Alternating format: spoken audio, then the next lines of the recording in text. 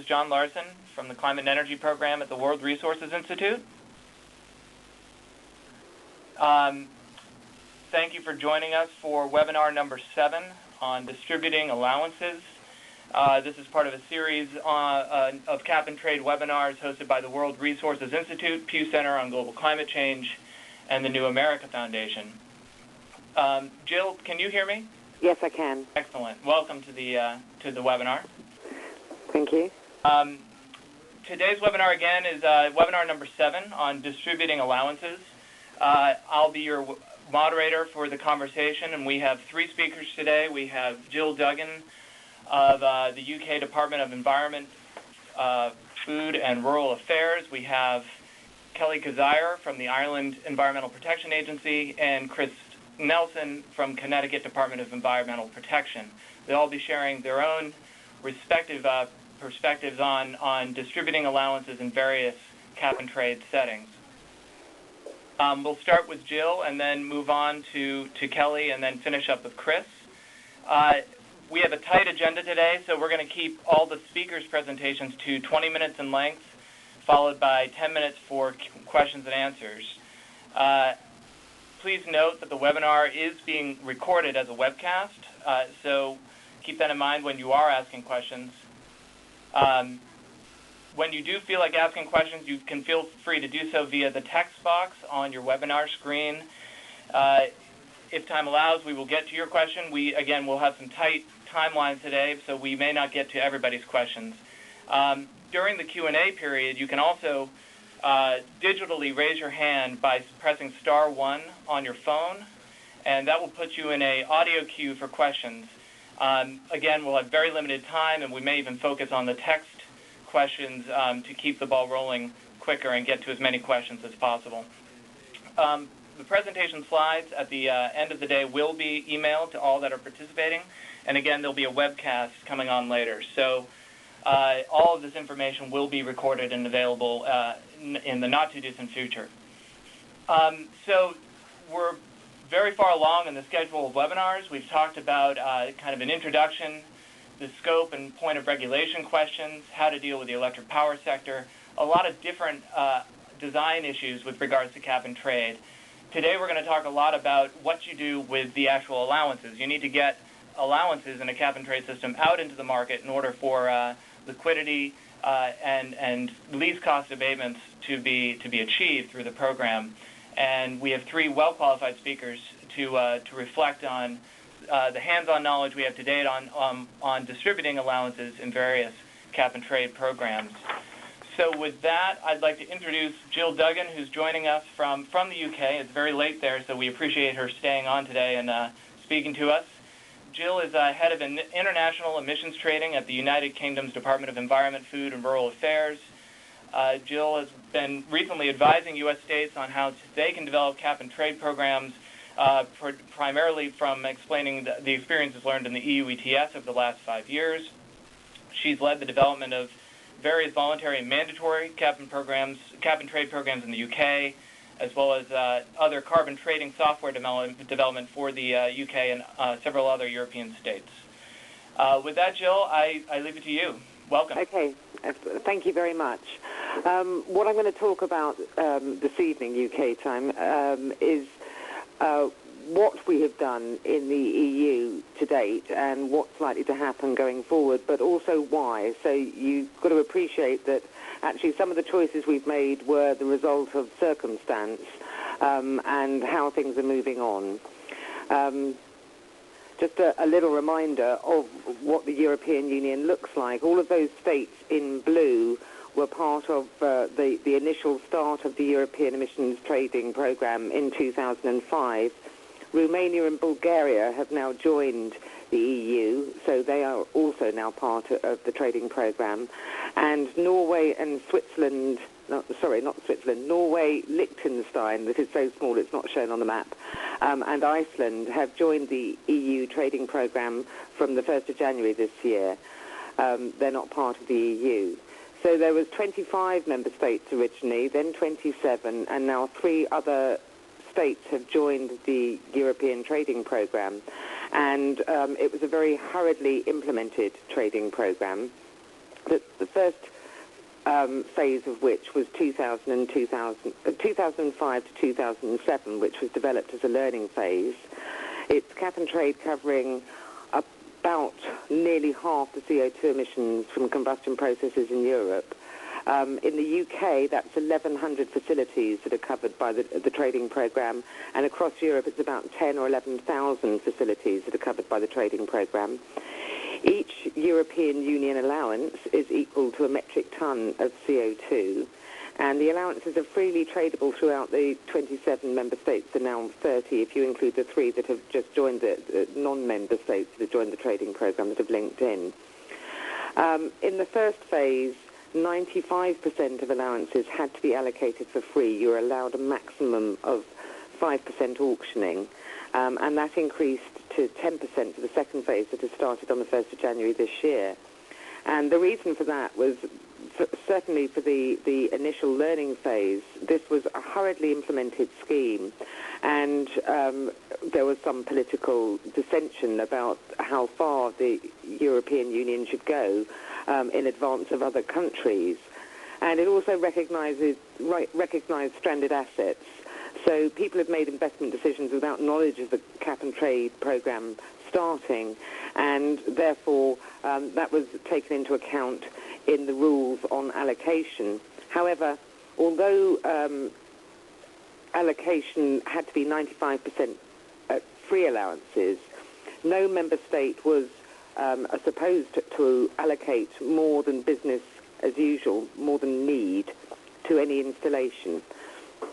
For the first phase, there was actually, for the UK, we said unlimited use of Kyoto project credits. And then for the second phase, this has been limited. Although it was unlimited use in the first phase, none of the credits nor the registry for allowing credits into the scheme, they weren't ready in time. And so it wasn't really an issue. Although there were credits available, there was no means of getting them into the trading programme. And by that time, anyway, we knew it was over-allocated. In the second phase, the use of project credits has been limited to around 10% of an installation's allocation for most states. There is some variation. The UK have gone for 8% of allocation, and some member states, such as Germany, I think, have 20% of allocation. For the UK, that was based on a proportion of effort. We thought that some effort should be allowed in from purchasing credits from developing countries. So the process for national allocation plans for Phase 1 was EU member states had to follow the European directive in producing their national allocation plans. So the directive is effectively sort of European legislation, and most states then have to create their own national legislation to bring that into effect. The directive required that all member states should go out to stakeholder consultation, that they should actually engage with their stakeholders. But the length of consultation and the frequency of consultation was very much a decision for each member state. In the UK, our consultations are supposed to be 3 months long. And because of the very complex decisions that were made, we had a number of consultations, and some of those had to be shorter just to try and fit within the timetable.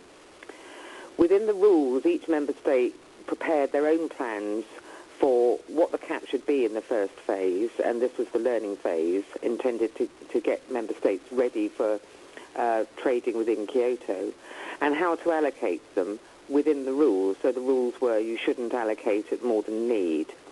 In terms of the process, once member states had developed their draft plan, they would then go out for stakeholder consultation. They would finalise their plans and present them to other member states at around the same time that they submitted them to the European Commission. And then the European Commission would assess the plan against the directive to see if the rules had been followed. In Phase 1, the European Commission actually cut 220 million tonnes a year off proposed plans. So some states had significant cuts against their proposed plans, and that was a process that went on throughout 2005, although trading should have started on the 1st of January. I'm sure many of you are coming to realise, developing plans for trading are more complex than you might ever suppose. And then the final allocation would be agreed by the Commission, and certainly some member states, where they have disagreed with that, have taken the Commission to court, but not with any success as yet. So in phase 1, 25 member states at that time interpreted the directive in 25 different ways, and all of them with a certain eye to what was appropriate for their own economy. There were a number of definitions of what should be covered by the trading program, and these resulted in what could be termed broad, medium and narrow definitions of what should be covered. And the Commission rejected all the narrow definitions, but accepted, partly for the sake of expediency, both broad and medium definitions of scope. So there was different scope in the 25 member states, where some facilities in one member state would be included and not included in another member state. And there was a certain lack of transparency as well in the plans for the first phase, where each member state's assessment of their business as usual was quite hard to unpack. And all of the plans were produced in a different way. There's a typing error on the next line, but there was also very poor baseline data. Most states had good data for the power sector, but not such good data for, say, the other energy-intensive industries such as cement, refineries, vehicle manufacture, food and drink is another sector that's covered by the directive. So for many member states, that baseline data was not good enough. And one of the things that we discovered in the UK as well is that where we were collecting emissions data for other purposes, it quite often wasn't accurate enough at an installation level to allow those allocations to be made accurately. So as I've already said, there was hurried implementation. Plans were still being approved into 2006. Each member state had a stakeholder consultation, and what tended to happen is they'd make their plans, they'd go out to stakeholders and say, have we got the numbers right? And the stakeholders almost invariably would say, no, you haven't, we need more. And there was an asymmetry of information between governments and the people they were acquiring information from, and it was very, very difficult for governments to make accurate decisions under those circumstances. And the result, as you may know, for the first phase of the EU ETS was over-allocation. Most member states over-allocated overall, and across Europe as a whole, there was over-allocation of between 1 and 200 million tonnes a year for each of the years of the first phase. So we learned something for the second phase, but national allocation plans for the second phase were being developed before we'd even started trading in the first phase. We'd learned fairly early on that we needed to get more agreement between member states on what was included and what wasn't included. We'd also learned that actually we had some very, very small installations in universities and hospitals included because of an aggregation rule. So there'd be lots of small domestic-sized boilers that were included. And these facilities were not able, or they didn't have the capacity to employ people to focus on the trading element and the compliance with the rules of the trading program, and so they weren't going to use it as much as trading. Learning from the submission of national allocation plans for the first phase, there was a template prepared so that there was the same information from each member state and very clearly, and it made it much easier to understand the assumptions for business as usual. As I said, we worked with member states to get harmonisation on rules, particularly on the rules on allocating to new entrants. And by the time we'd had the 2005 emissions reconciliation against the allocation, then we had some very good verified data for all of those installations covered by the programme. I see that there's a question which I'll come back to on the end on why the allowance price collapsed. It actually collapsed in 2005, not in 2007. So we had greater transparency. We'd already learned something in that first painful 18 months about data, about the difficulty of making decisions on allocation in the absence of good data and in the absence of knowledge of what other member states were doing. We've learnt quite a bit as well about the need for harmonisation, and I think it's true to say that most member states started off this process thinking about national self-interest in the way that they allocated to certain sectors or were concerned about what they should do, and that would also reflect the lobbying that they got from stakeholders.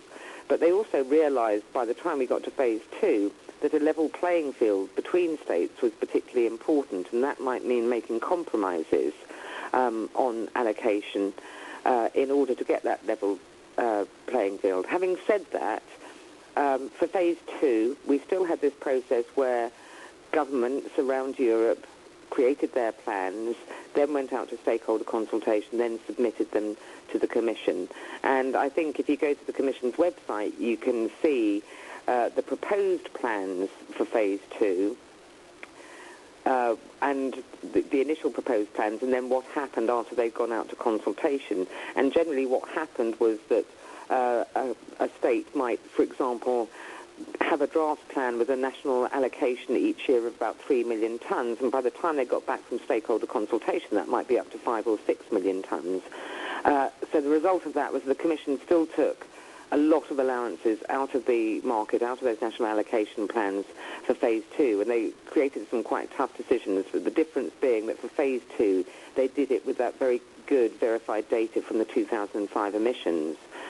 And the result of that has been that the carbon price, since they started making those decisions back at the end of 2006, the carbon price for phase 2 has been pretty stable at around 20 euros a tonne. Cap setting in the UK, the cap setting for phase 2, for phase 1, we set at 8% below our projected business as usual. And the UK, I'll say slightly smugly, although UK industry may not feel the same way, was one of the few states to allocate below need and have a significant deficit or significant shortage of allowances in phase 1. We created a new entrant reserve that we took from the growth projections, so that where a sector was projected to grow, that growth actually became part of the new entrant reserve, so that all incumbents or all existing facilities actually gave up part of the sector allocation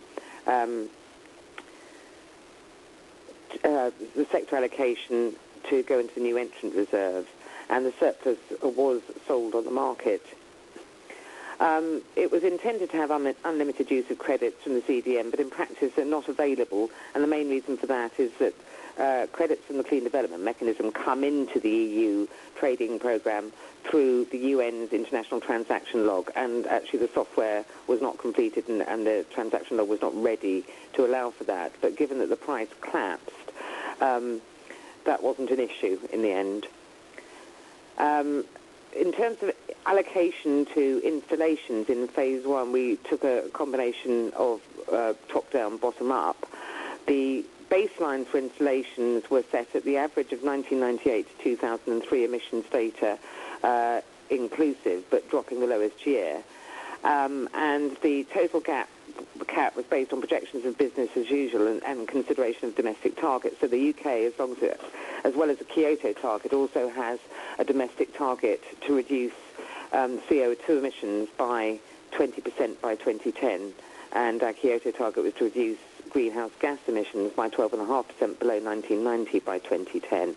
So that was a factor taken into account in setting the total cap. The total cap having been set, it was then split between sectors on the basis of their projected business as usual needs, so allowing for growth. And installations within that sector, their share was based on their historical emissions as a proportion of the sector total. And if they had less than 1 year's data, then we used a new entrant benchmark. So for new entrants, the allocation was always based on best possible technology. But having said that, given the business as usual projections of growth rates, we had a significant surplus of new entrant allowances in the first phase. I'm going to, because we're getting onto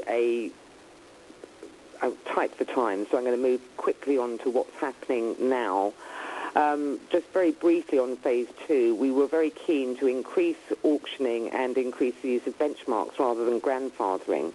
So the easiest way to do this in a very short space of time was to agree benchmarks for large electricity producers because we had very good data for those and it was far easier to do it. We had grandfathering for the rest of the installations, but that was because the data wasn't so good. If we'd had more time and we felt we could have agreed European benchmarks for those other sectors, then we would have gone for it. I'm going to move on now to what's happening, because clearly I can't get through this number of slides. What's happening now? The Commission and Member States are reviewing the Emissions Trading Directive. Because of the timescales involved in changing legislation, it's not possible to do this for Phase 2. So what's happening at the moment will not reflect all of the lessons learned. It reflected what we could do within the existing legislation.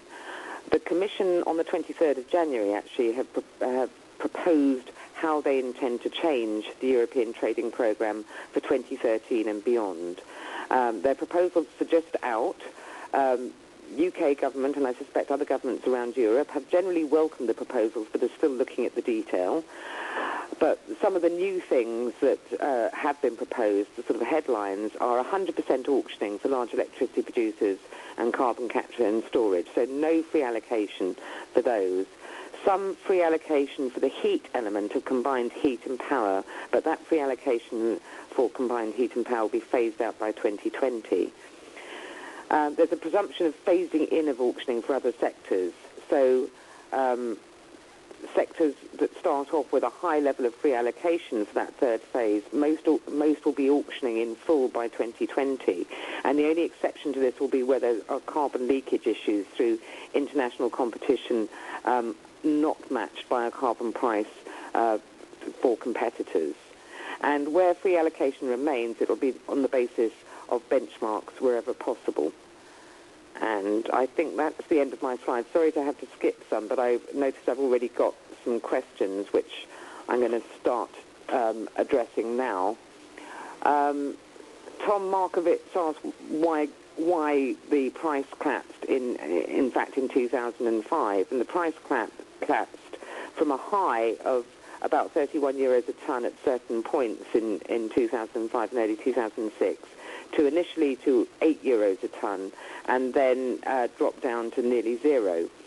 Now, over the first 18 months, there were quite a few shocks to the market.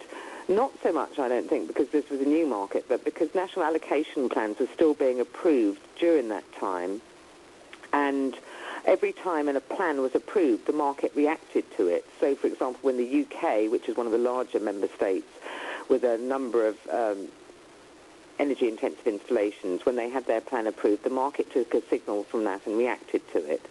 And as I say, plans were being approved right into 2006.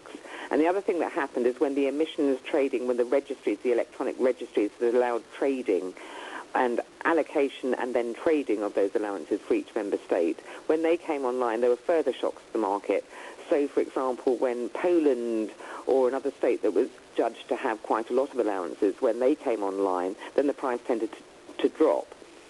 Then in May 2006, it was apparent, we got the first results across Europe of what had happened, the emissions against the allocation, and it was clear that there was a long position. There were far more allowances in the market than there were emissions. And the price initially dropped to around 8 euros. Firstly, it was thought that it might stabilise around that because a lot of those extra allowances were in very small installations, and it was thought that they might not come to market. But where there are traders and where there is a price, the traders will go out and find those allowances, even if they are in very small installations, and bring them to market until the price is close to zero. And that's what happened for the Phase 1 price. Given that there was no banking of Phase 1 allowances into Phase 2, the price was either going to go very high or very low, depending on the position, the number of allowances in the market, as we came to the end of that first phase, which was indeed a learning phase, which is why there was no banking. So I hope that answers your question, Tom. Electric power stations in the UK, it was, but there were also, the assumption in the UK on allocations for the power sector was that the power sector would take the cut, that because we had better data on the power stations, also on the abatement potential there, they were expected to take that that burden for the UK's contribution to cutting emissions. And so they were based on grandfathered emissions, but also with that cut for phase 1. For phase 2, we then produced benchmarks so that they were against best available technology benchmarks and a proportion of that benchmark. And in phase 2, that would work out, actually, because we took the auctioning and the effort of power stations, that they were getting about 65% of need against a benchmark. Warren Bell has asked, how do you find trade-exposed sectors that would get a free allocation? That's not been finalised in the Commission's proposal, but in general, we know that there are some sectors that are internationally traded and therefore price takers and also energy intensive, and the ones that frequently crop up in discussion are aluminium or aluminum to an American audience, cement to a certain extent, iron and steel, and some petrochemicals. Scott Cutler has asked, what has been the UK's approach to setting phase 2 caps for industries exposed to international competitiveness? Outside of the power sector for phase 2, the UK has continued to allocate at need based on grandfathering on the historical emissions. That wasn't our preferred option. We would have liked to create benchmarks for those sectors. We've got new entrant benchmarks for those sectors, but actually negotiating the benchmarks within a very short space of time, we had about 18 months to develop our plans in Europe, was very difficult. The proposals for phase 3 are really that there will be far more use of benchmarking, and hopefully benchmarking that's agreed across Europe, so single benchmarks for quite large sectors.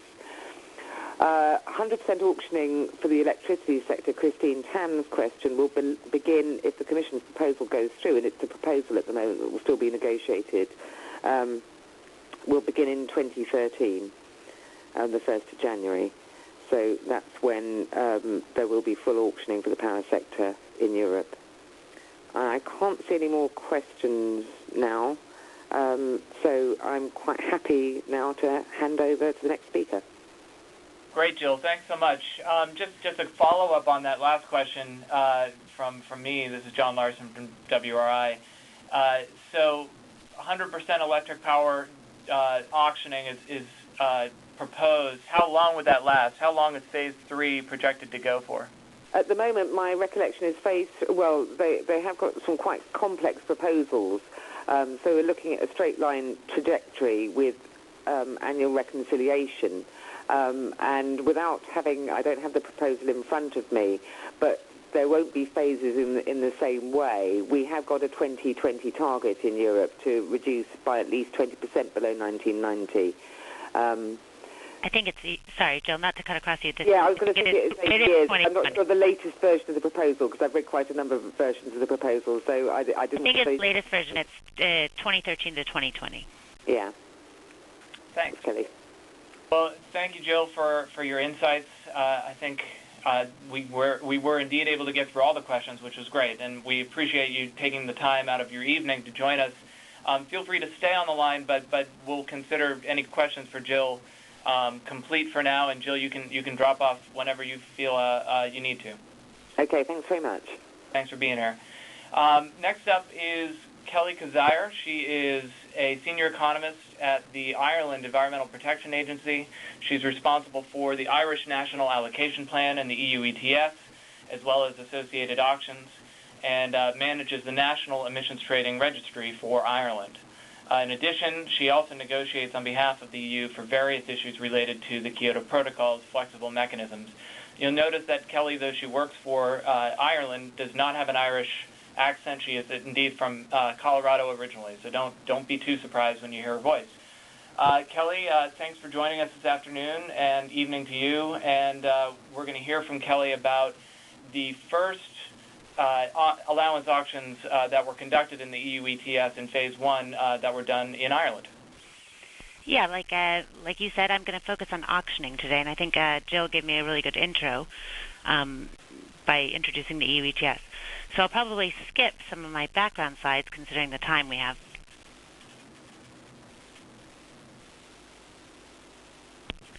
Sorry, I think I just got cut off there, but I'll just continue on. This is just some background on the directive that introduced the EU ETS.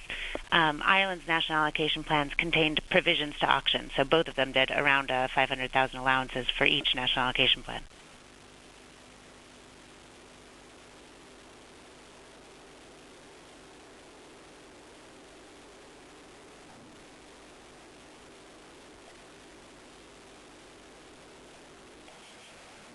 Kelly, are you still there? We can't hear you. I have a feeling we lost Kelly. Hello? Sorry, I can hear you. I just think you're having trouble intermittently hearing me. So I'll just keep going if you just let me know on the prompter when you can't hear me. Okay, will do. And then I'll try and pause and go quickly. I just went through the previous slide. Sorry, I'll go back because I don't know when I got cut off. In NAP 1, the Irish government set aside a certain number of allowances to auction in order to defray the cost of administering the scheme. That means my salary and all the salary of my unit are paid for by the auction, which makes the unit quite efficient, actually. Other member states also included provision for auction in the first national allocation plans. That was Denmark, Hungary, and Lithuania. Many of these member states, because there is a secondary market in the EU ETS, decided to sell their allowances rather than actually auction them. Hungary held an auction, but Denmark, I know Denmark actually sold allowances directly into the market via a trader rather than auction, and Lithuania has auctioned. A lot of other member states also said that they would auction allowances left over in their set-asides at the end of the period. But because the price has collapsed, most of those have decided instead to go ahead and cancel those allowances. Unfortunately, Ireland are held to an auction legislatively, so even though the price right now is about 2 cents, we will have to have a final auction.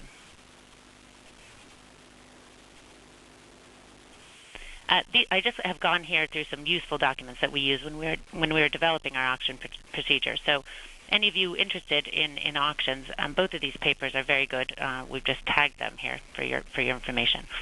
We also had consultations with our own National Treasury Management Agency. The NTMA here is the bond trading agency. And then we got legal advice from our lawyers on retainer, and of course we had many internal EPA discussions. I think that it was really important that we set our objectives, and these are prioritized objectives, before we design the auction. It really helps you choose an auction procedure. So the first and foremost, we had to fund this unit.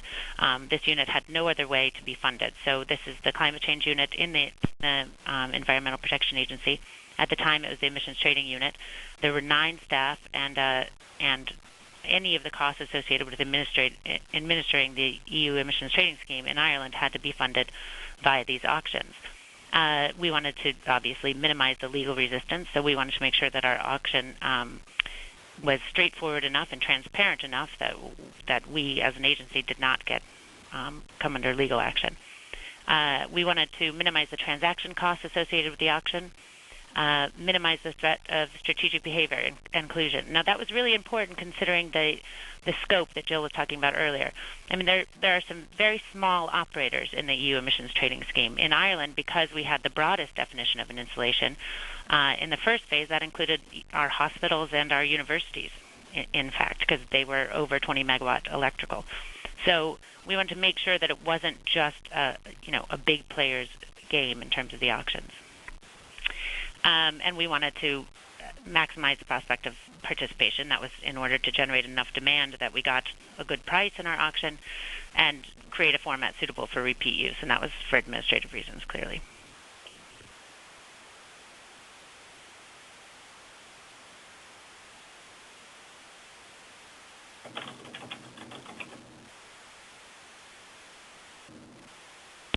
Oh, okay, sorry.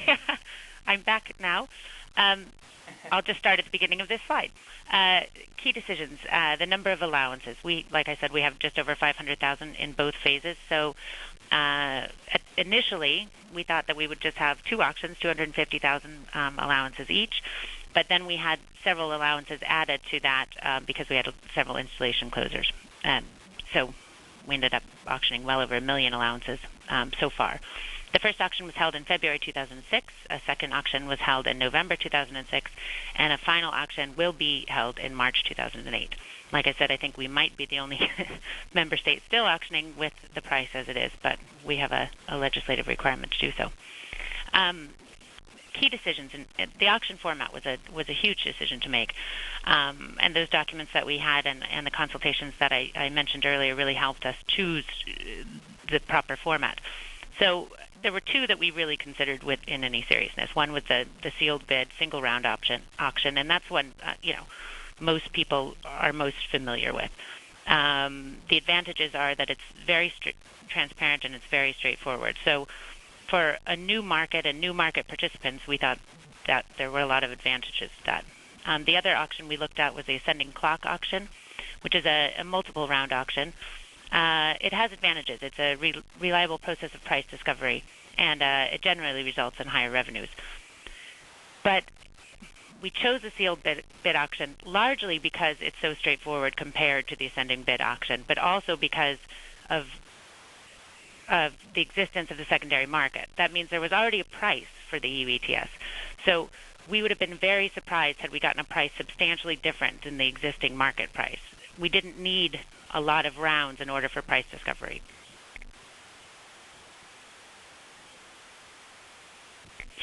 In terms of the pricing method, once you choose a sealed bid option, you've got basically two choices, which is pay your bid pricing and uniform pricing. We chose uniform pricing because it is the approach probably most appropriate for a homogeneous divisible good. Also, and largely because from an equity perspective, it has the added benefit that everyone pays the same unit price. So we thought for a first auction in the EU ETS, we could, disclose the price after the auction was over, and all the winners would have been subject to the exact same price. Also, there's some debate here. Some people say that pay your bid pricing results in higher revenues, but there's evidence that if you're using pay your bid pricing, where different winners may have gotten a different price, then the bidding tends to be lower because they know they're not going to benefit from the higher prices. We did set a reserve price, and I think this slide sets out why we set a reserve price. I can read through it, but I'll just summarize. It was the first auction. We didn't know about the experience of the bidders, and we did not want to achieve a price in the auction that was substantially lower than the market price, especially because we had to defray the costs associated with administering the scheme. So we had to achieve a good price to ensure that we had enough funding for this unit. So we set a reserve price, but we did not disclose the reserve price in either auction, nor have we ever disclosed the reserve price. It was just a way to protect ourselves so we did not have to release allowances for a price substantially under the market price.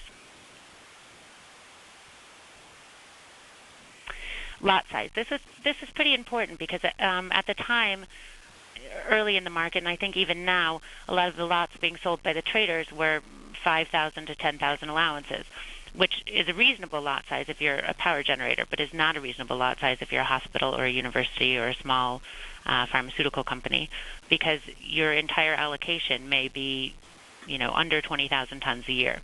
So we set our lot size sufficiently low. We set it at 500 in the first auction and 1,000 in the second auction. We did double it for the second auction because we found that we didn't get any bids for one lot in the first auction, although we did get several bids for two lots.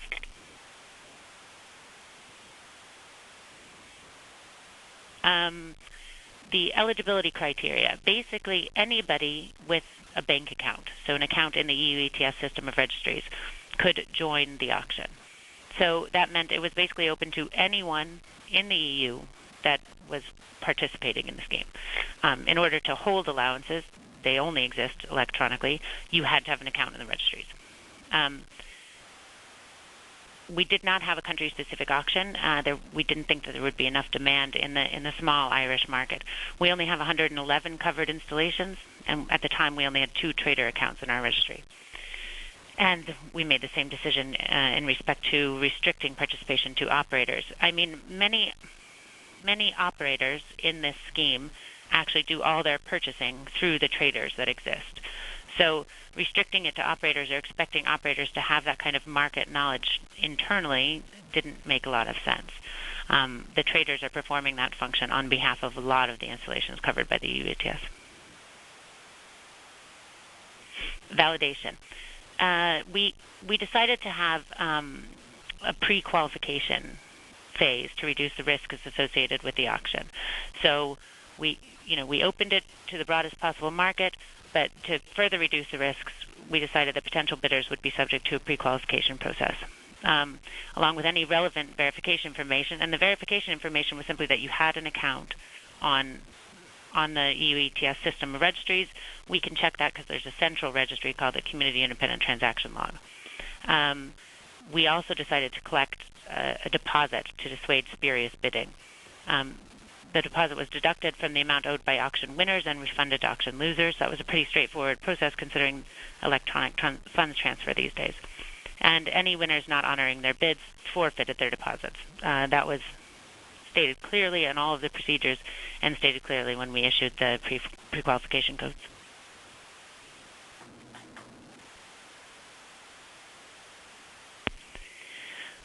This is very much a process-oriented slide. So the way we ran this auction ourselves, we did not outsource the auction. So you requested a PQ code, a pre-qualification code. Then we checked the validation details, which was just that you had an account in the EU ETS system of registries, and then we checked that we received your deposit. Once all of that was checked, you got a PQ code. Then we only sent, this is the one rule, we would only send that pre-qualification code to the primary or secondary account representative of the registry as listed on the Community Independent Transaction Log. So you could not get a PQ code unless you were a valid account holder. You couldn't use somebody else's registry account number, basically. These are just the details of the first two auctions that we had, and we've just highlighted some differences here. So in the first auction, we auctioned 250,000 allowances. In the second, because of the closures that I discussed on the first slide, we were up at around 900,000 allowances. This did have an impact on the EU ETS market because at the time, and still, it's not that liquid a market. So when we dumped 900,000 allowances into it, it did have an impact on the price in the market. And there were several articles about that impact at the time. Now, considering the traded volumes, we didn't expect it to have that big of an impact, but nonetheless it did. That's a lesson that we learned. You have to look at the traded volumes and determine how much the market can really handle in one day. So 963,000 allowances in one day was probably too much for the EU ETS. We substantially increased the deposit. The deposit still at 15,000 is probably not high enough if the market were to crash in the 2 days of settlement that we give people. And we changed the settlement time from 5 days to 2 days because with electronic funds transfer, 5 days or 2 days is probably still quite a long time.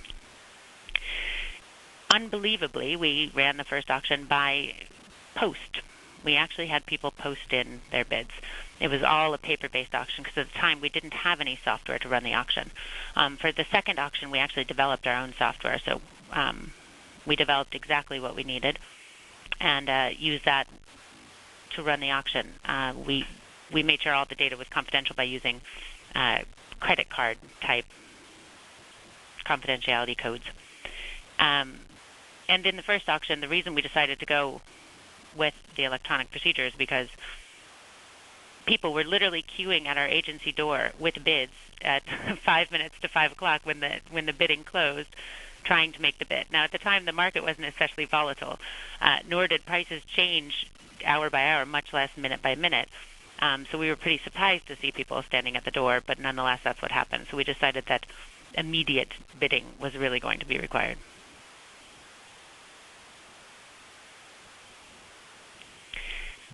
Were the auctions a success? Absolutely, they were a success.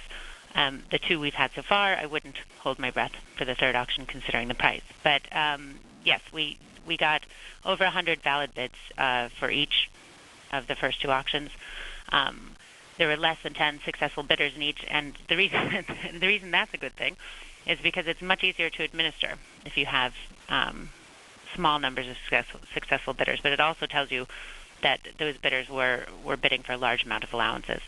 The uniform settlement price in line with the market price, and it certainly was, but it shows you what was happening with the EU ETS price at this time. So in the first auction, we achieved a price of €26.30. In the second auction, we achieved a price of €6.87. And the sort of funny thing about this is that because we got €26.30 for 250,000 allowances, and €6.87 for 900,000 allowances, we actually made almost the exact same amount of revenue in each of the auctions, although we were auctioning almost 4 times as many allowances in the second.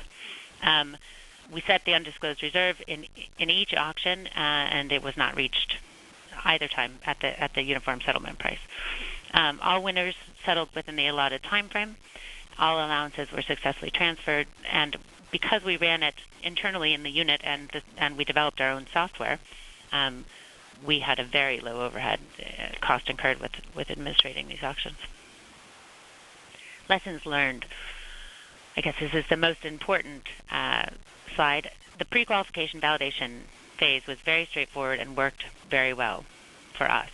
The risk associated with lengthy settlement time, we shortened it to 2 days. We may shorten it again. This is a huge risk. If we determine our winners and then they decide not to pay within the 48 hours, we're stuck with those allowances. And so that means if the market crashes or slows down considerably in the 2 days we give the winners to settle, then you're stuck with those allowances, and that is risk. I know in Hungary's auction, they had the bidders fully cover their bids before bidding was allowed. So they had to deposit whatever it was going to be to fully cover their bid before bidding was allowed, and only winners that had fully covered their bids could actually be determined as winners in the auction. That is probably the best way to reduce this risk. The vulnerability of the auction if the market dipped during the settlement period, that's what I've just spoken about. The pre-qualification advance notice. There's been a lot of debate about this in Europe, especially considering the amount of auctioning that's indicated for the next phase. There's kind of 2 sides to this argument. If you have a pre-qualification and advance notice, there is going to be market hedging. If I had a diagram here of the prices in the EU ETS, directly before, because we announced our auctions a month in advance of having them, the market price would dip about 30 cents before, about 30 cents the first auction, about 10 cents in the second auction, just before we would hold our auction. And I can't see any other reason for that besides obvious hedging. But on the other hand, this is a new market, and we wanted to make sure that we could get demand, and the only way to do that was to announce our auction and make sure people knew that we were having an auction. Another risk with not announcing your auction is that in the second phase, in phase 2 that we've just started in January, several member states are auctioning, and you certainly don't want to be holding an auction the same day, the same week as Germany or the UK or any of the other member states auctioning. So those 2 risks have to be balanced against each other quite carefully.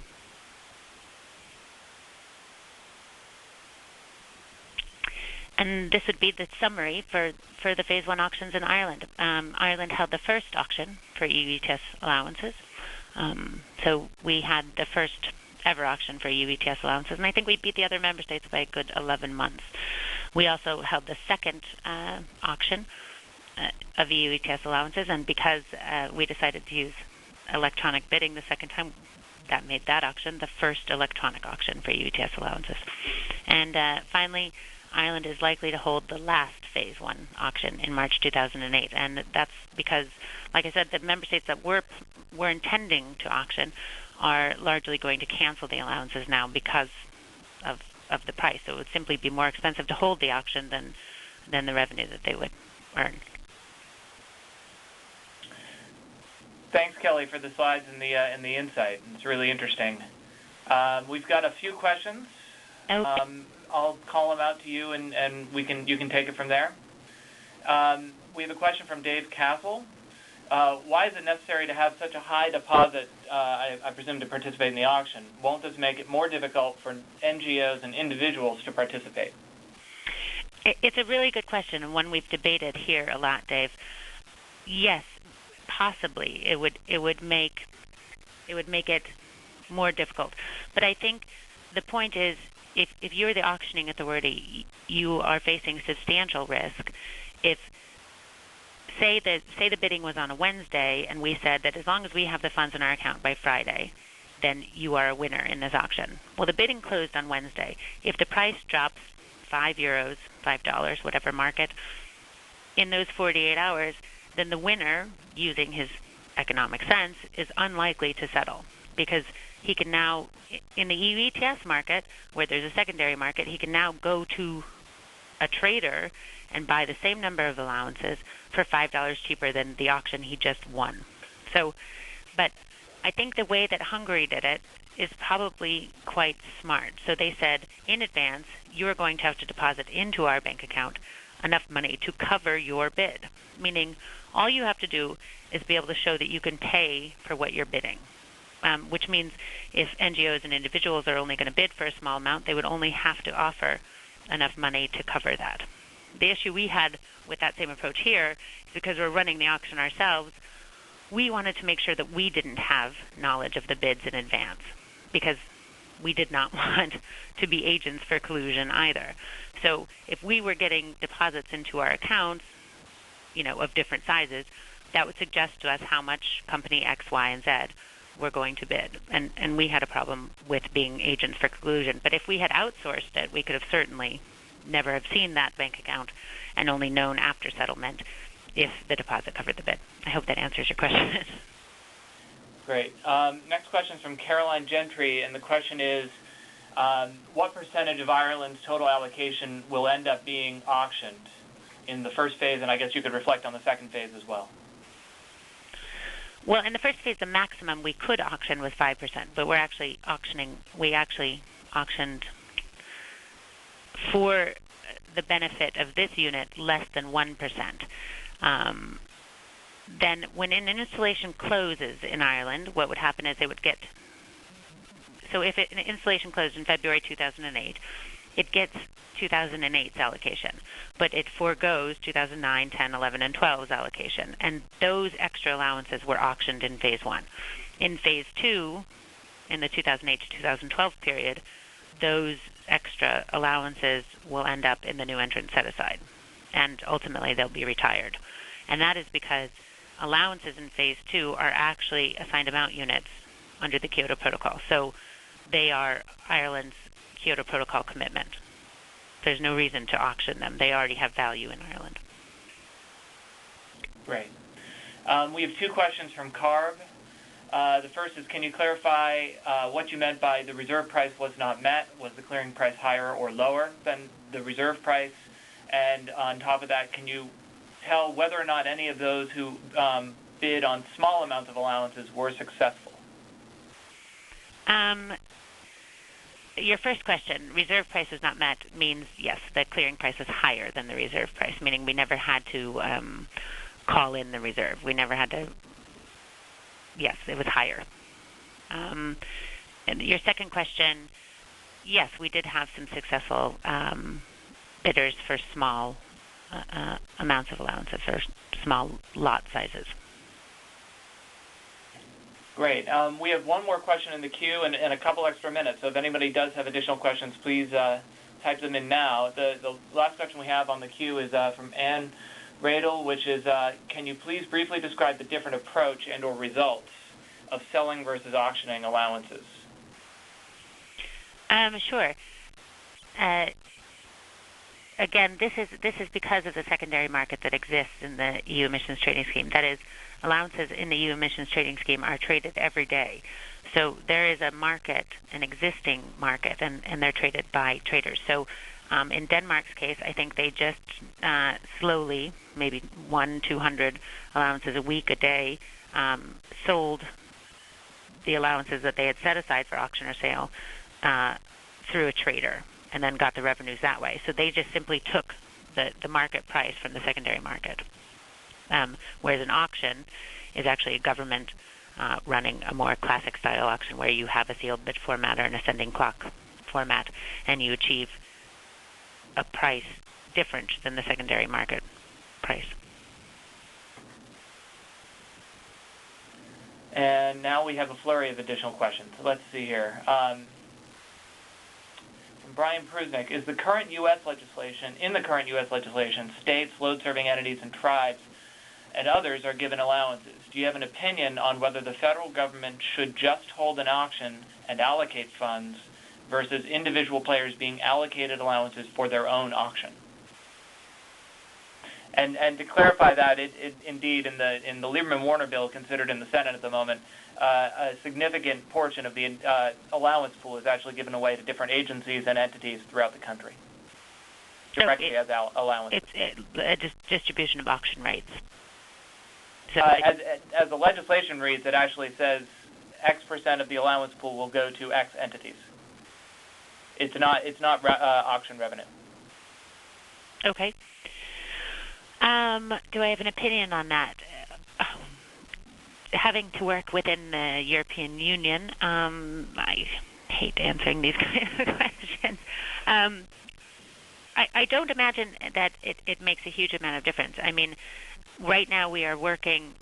In terms of the price you will achieve. I mean, it would be a very interesting process as an economist to see the kind of price information that you got out of different auctions held at different times by different agencies using possibly different methodologies. But I know now in the EU, in Phase 2, there are so many more member states auctioning. So we're kind of facing the same situation because it is always the national obligation to auction these allowances. There's no central European auction. So we are working, we have a working group actually dedicated to this where we're trying to collaborate as much as we possibly can with the other member states that intend to auction in order to have some consistency in our methodology, and if nothing else, consistency or agreement in the timing in terms of how we hold these auctions. Because you can imagine if we don't have that agreement, everyone will be trying to game it. I mean, everyone's going to want the first auction or the auction directly before your auction. So I can see problems like that. I mean, auctions generate revenue, so you don't necessarily want different agencies, state bodies, competing to get that revenue. Great, and I think we have time for one more, and there's two related questions here, so I'll relay them both. If Ireland were to auction a much larger percentage of allowances in some future phase, what would you change? And a similar question is, how will Ireland's system change once emission caps are truly low, I guess, presuming phase 3? Well, I know some things that we would probably change soon. In fact, our second national allocation plan no longer holds us to auction in the second phase, so we may choose to sell on the secondary market for phase 2 rather than auction. And I know Germany, who have a substantial amount set aside for auction, or auction/sale, have also made the decision to sell on the secondary market rather than holding auctions. In terms of what we'd change if we were to hold an auction rather than sell the allowances through traders, I think the lessons learned side has gone into some of that.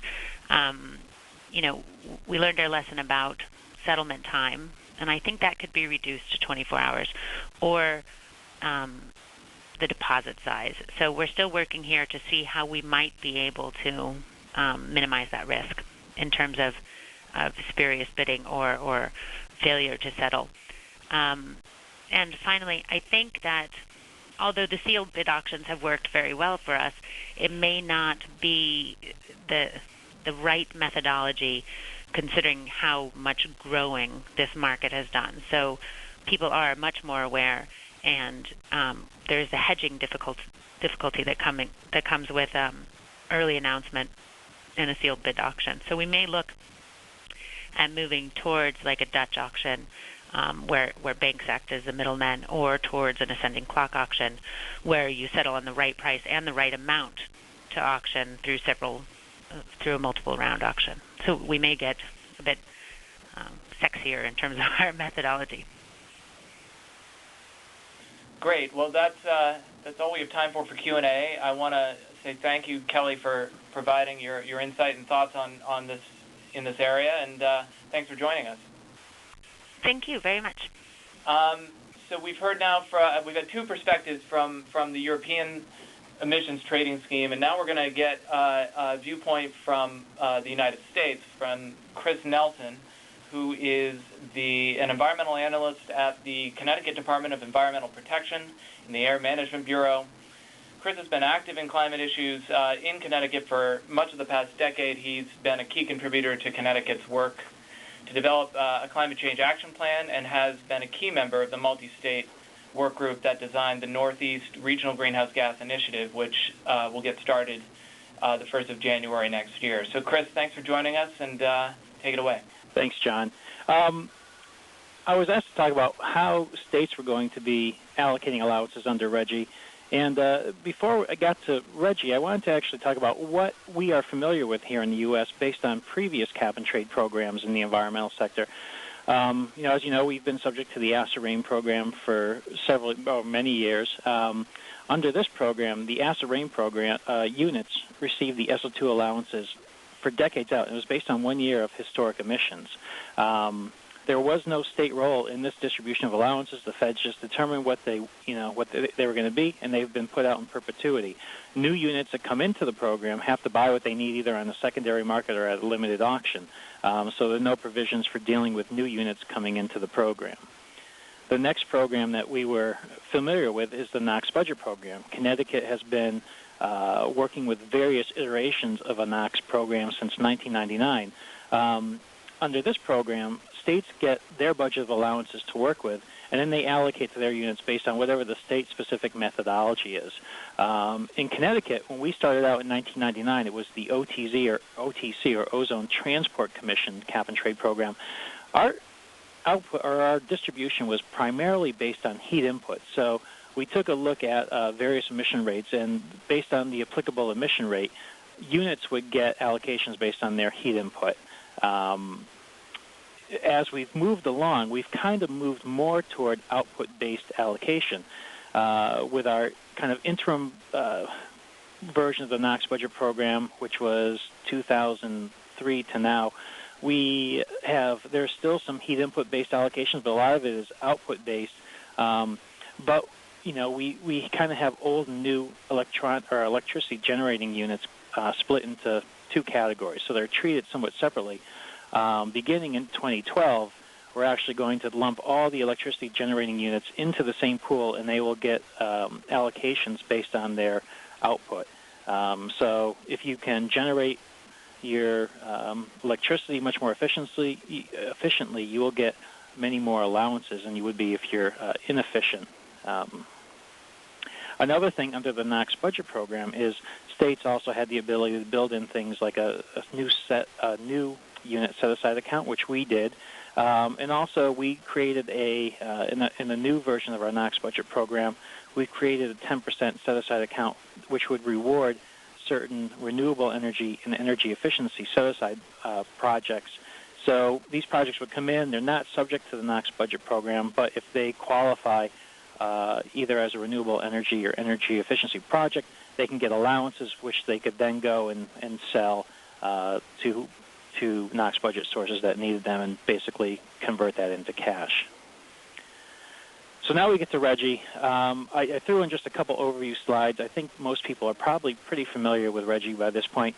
It's a cap-and-trade program for CO2 at this point. We're looking at fossil fuel-fired electricity generating units that are greater than 25 megawatts. And as John mentioned, we're looking to kick off on Jan 1, 2009.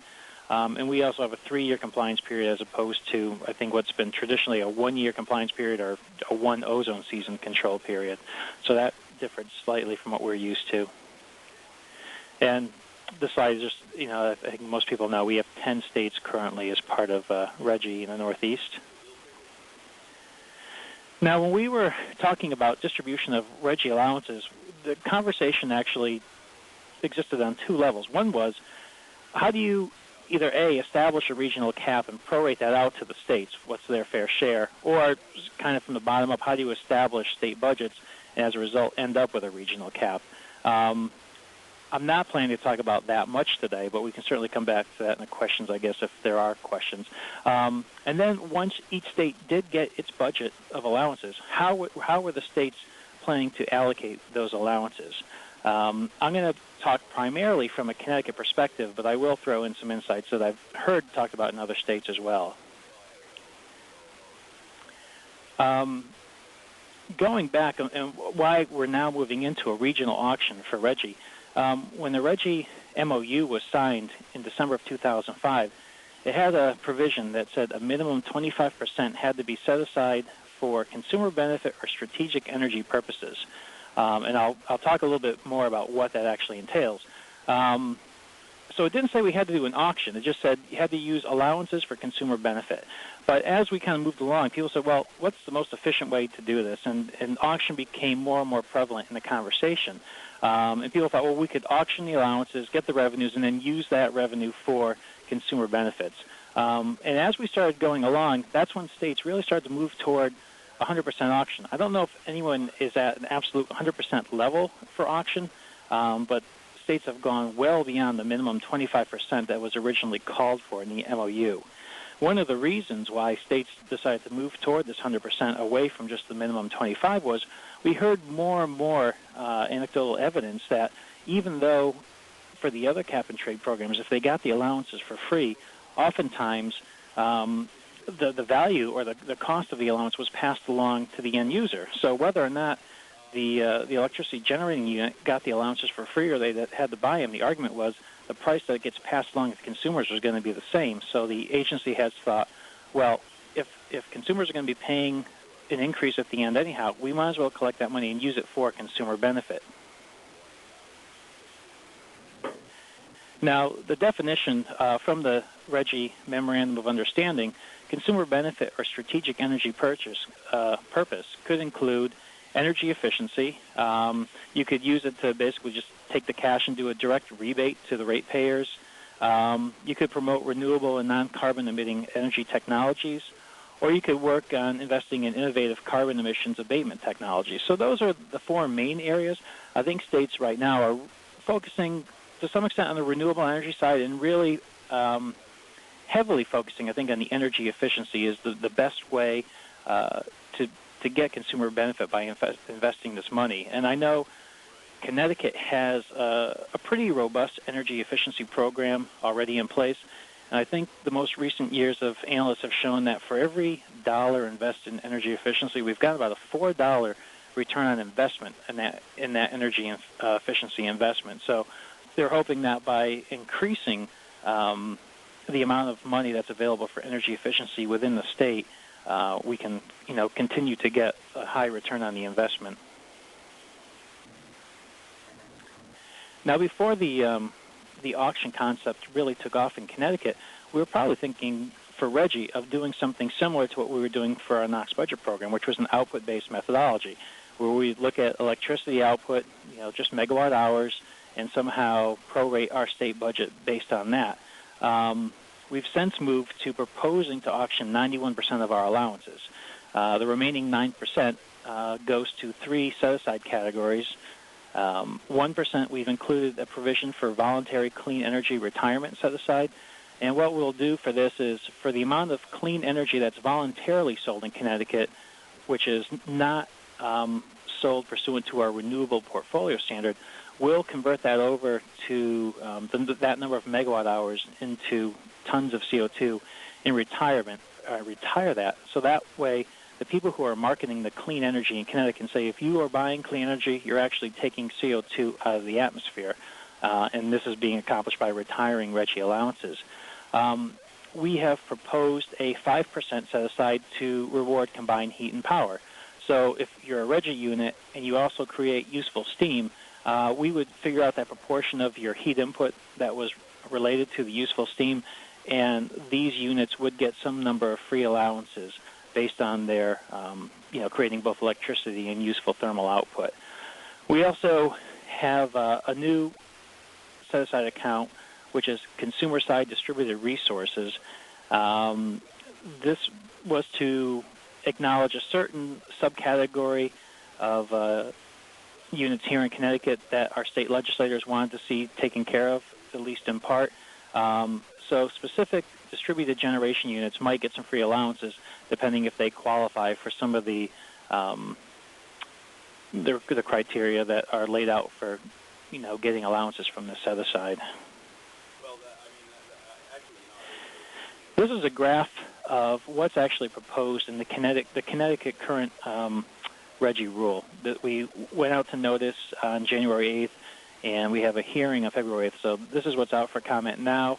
If you start in the center of the graph, DEP holds all the allowances to start. Going off to the left, 9% of those allowances go into those set-aside accounts, which I mentioned. If those 9% are not fully subscribed, they would float back to the auction in a subsequent auction. The remaining 91% of the allowances would go to an auction platform, which we're hoping at this point will be a regional auction platform. If there are any unsold allowances, they'll be held by state for the future auctions to be held. Assuming they all get sold at the auction platform, the allowances would go to the purchasers, and the revenue would come back to DEP. Our state RGGI legislation allows us to keep 7.5% of the auction revenue to use for RGGI implementation and other climate change-related initiatives, and the remaining 92.5% of Connecticut's auction-related revenue will go for consumer benefit. What we've proposed in Connecticut is we're splitting the money between renewable energy and energy efficiency. And we went with the ratio of a 3-to-1, 3 parts to energy efficiency to 1 part renewable energy, mainly because that is the current ratio of the consumer benefit fund that's created by the legislation now. So I think there's a 3 mil charge for energy efficiency and a 1 mil charge for renewable energy, and we thought we'll go with that same ratio unless someone comes to comments on our regulations feeling that maybe it should be more heavily steered toward energy efficiency, but we thought for a starting point that was good for Connecticut. And then that last bit of the slide, that just shows that we have 2 companies in Connecticut who would end up doing the energy efficiency, so that's how we'd split it up between the 2 of them based on some already existing legislation.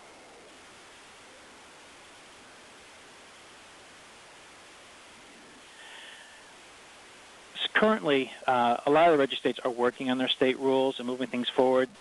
Those of you in the know have probably heard there's been a lot going on in places like New Jersey and Maryland and New Hampshire with various RGGI-related legislation pieces moving forward. And all of these have little bits in them that kind of dictate how those states will allocate allowances. Some of the things that are floating around out there are, in some states, are that if certain types of units, states will have to sell them a set number of allowances at a set price.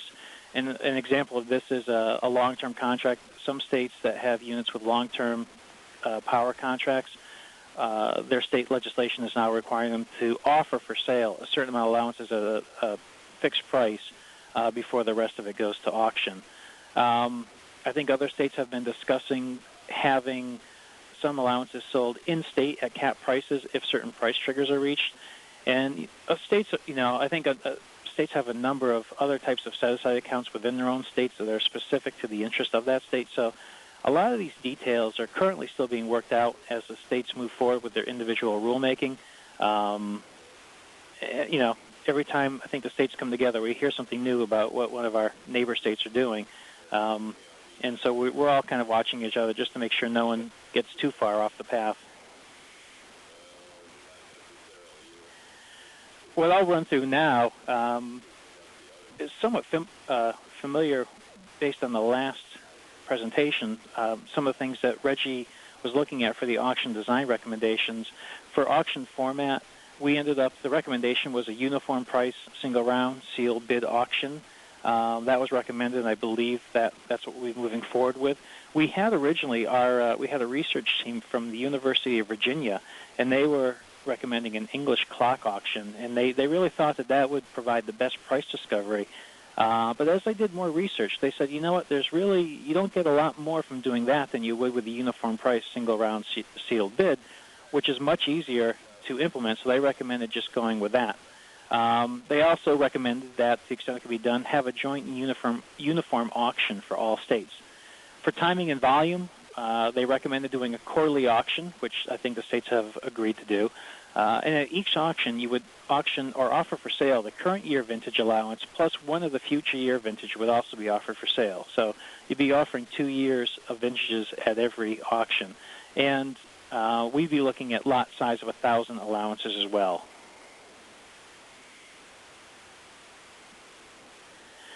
We also will be establishing a reserve price. I don't know yet what that price is going to come out to be. I think all the states agree that we need to have one, and I think they're still hashing out the details on where that reserve price will be.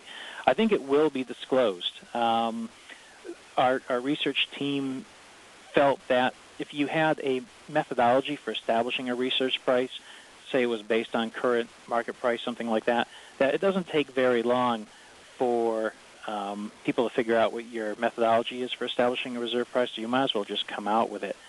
Unsold allowances, basically we'd offer allowances for sale at the next auction. We're still, again, hashing out some of the details on that.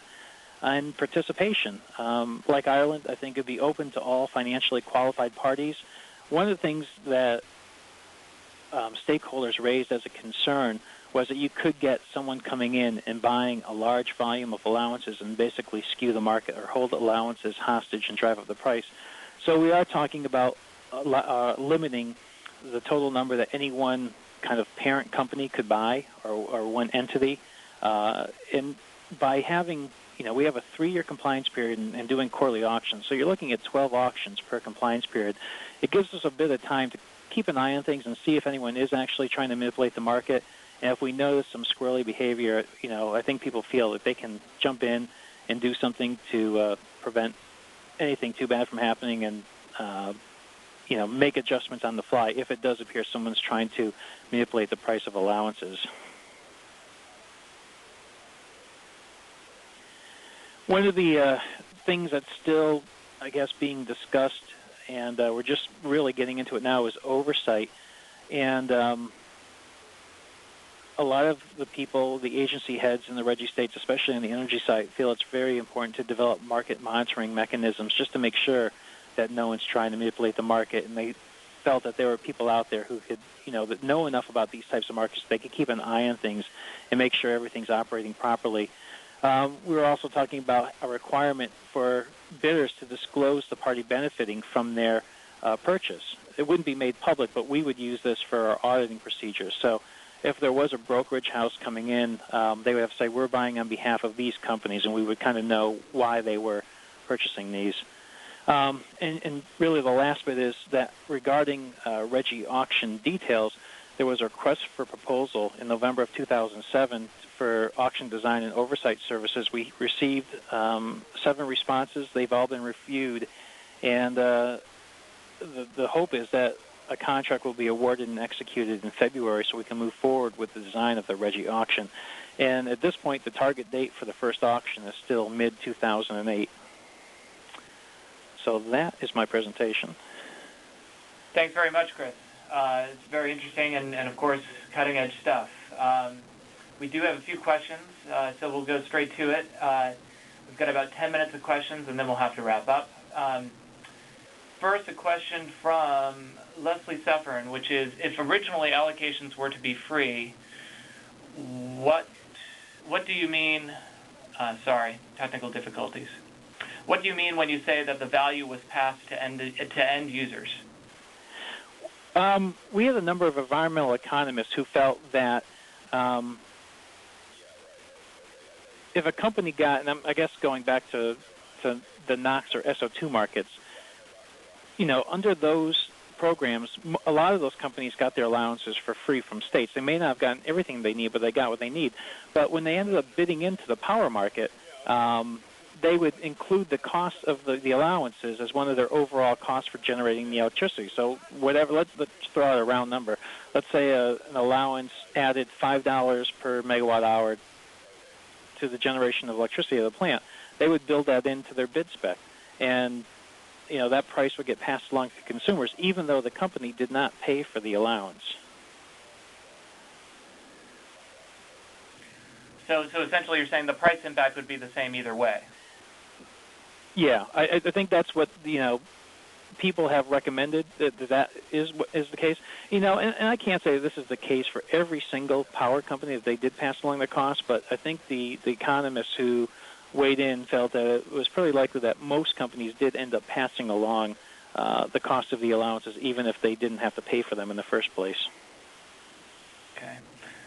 We've got a question from Dave Castle, which is, was there any discussion among the states about using the auction revenues for other purposes, for example, tax rebates or putting the money in the general fund? For example, with over 90% auctioning, does it still make sense to devote all of the revenues to climate-related projects? Well, I guess, that would be a state-by-state determination. In Connecticut, if you go back to the definition of what a consumer benefit or strategic energy purpose was, a direct rebate to consumers certainly was in the cards, where you could basically say, we got this much money in, we're going to just do a dollar-for-dollar rebate to the consumers. But I think it came back to the fact where we found that by implementing energy efficiency programs, you were getting that 4-to-1 return on your investment. So, do you want to get a 1-to-1 return, or is the 4-to-1 return better? And people, at this point are saying, well, let's go for the 4-to-1. As long as you're still getting that return on energy efficiency, let's still pursue that. And there are a lot of benefits to be realized by increased energy efficiency. One is, there's been a lot of concern about leakage. If the entire region has a robust energy efficiency program where we're consuming less electricity, there's going to be less demand for imported power. Also, during peak times of the day, if your demand is down, you're not going to get the peak power price as well. So that helps keep power prices down low as well. So I think people really value what energy efficiency gives to the overall price of electricity in the states. We have a follow-up question on the one around free versus auctioning, and that is, even considering the opportunity price that is always given as a reason for auctioning, wouldn't making a company pay for an allowance up front increase the cost of the same allowance?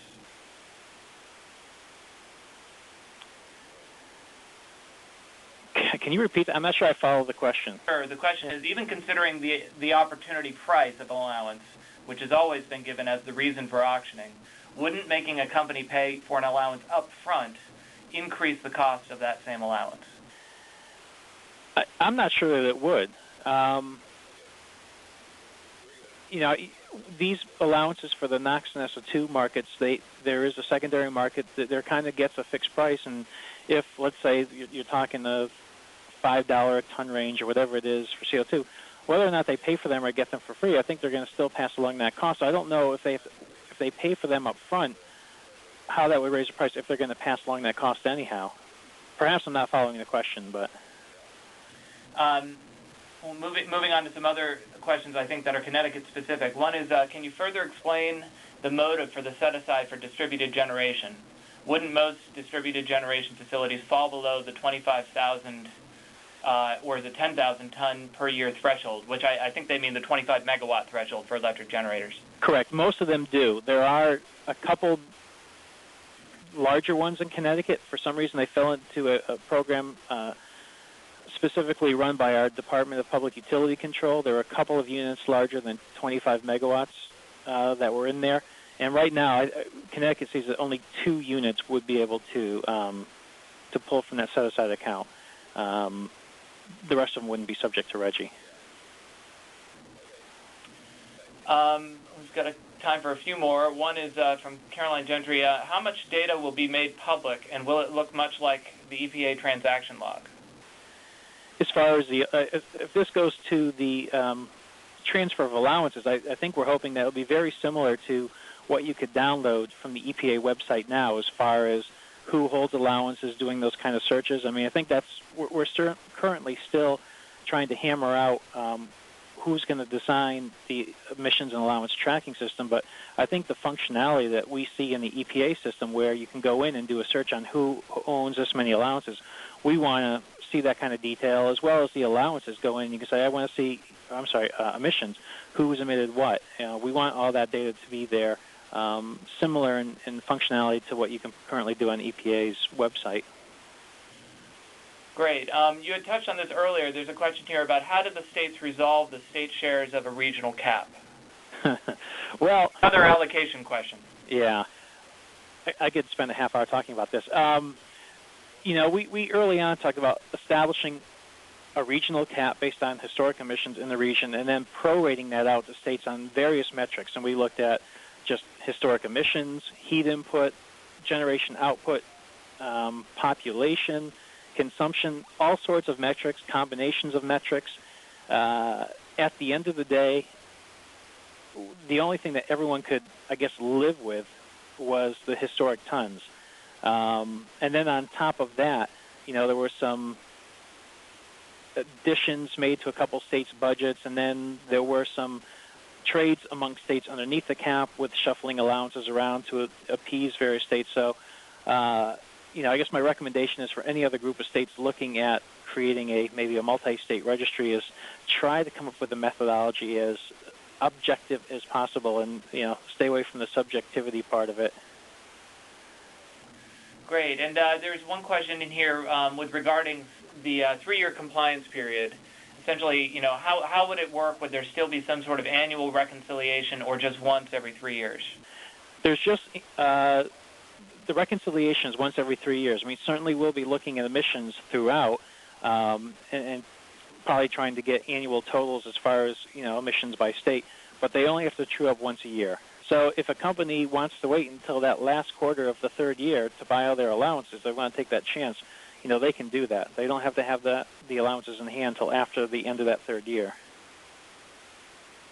And maybe a little more rationale for why 3 years was chosen instead of the traditional one? I think people thought that with CO2 you could have a great deal in emissions from year to year based on, whether it's weather or it's the fuel being used due to the price of fuel, and they thought that there could be quite a bit of volatility in CO2 emissions. They thought by going to a 3-year window, you'd allow some of that to average out, and you'd have less concerns about, 1 year there not being enough allowances out there. The other kind of trade-off was, well, if you went with the 1 year, would you allow them to borrow allowances from future years? And by going to a 3-year compliance window, you are essentially doing that. If 1 year happens to be pretty high, they could use allowances from the 2nd and 3rd year out to kind of cover that, and then hope that first year was an anomaly, and maybe the next 2 years are not going to be as high. Great. So it was one of a suite of flexibility options that we thought provided the most use to the regulated community. Okay, well, Chris, we're just near the end of time, so we'll wrap up. I want to say thanks to you for taking the time to speak with everybody today. Thank you. And thanks to all who submitted questions. And I think we had a really good conversation this afternoon. I hope everybody found it useful. If you haven't received it already, there should be an email going around with all of the PowerPoint slides from today's webinar. I want to say thanks again to Chris Nelson, as well as Jill Duggan and Kelly Kazire for their participation in the webinar today. That concludes webinar number 7 of our series. Stay tuned for next week. We will be having webinar number 8 on February 5th. This one is solely around offsets and how they're used in a cap-and-trade program. The moderator will be Judy Greenwald from the Pew Center on Climate Change, and we'll have 2 speakers, Mike Burnett of the Climate Trust, as well as Chris Sherry from the New Jersey Department of Environmental Protection. On behalf of the World Resources Institute, Pew Center on Global Climate Change, and the New America Foundation, this is John Larson from WRI, and I want to say thanks to everybody for taking the time today. We'll see you next week.